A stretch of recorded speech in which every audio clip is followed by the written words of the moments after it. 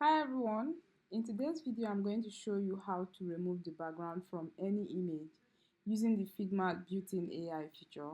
In this case you don't need any plugin to achieve this. First you are going to open your Figma file and import or drag and drop your image. That's the image that you want to edit.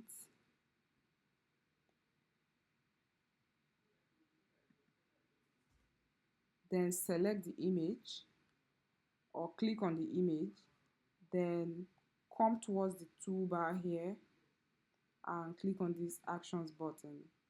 On the menu you are going to see remove background. Select that and it's going to take just few seconds to detect the background and remove that for you.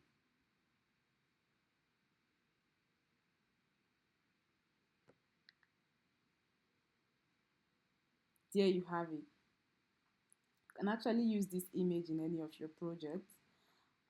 If this video was helpful to you, please do not forget to like, subscribe for more Figma tips, and also drop a comment if you have any question. See you in the next video.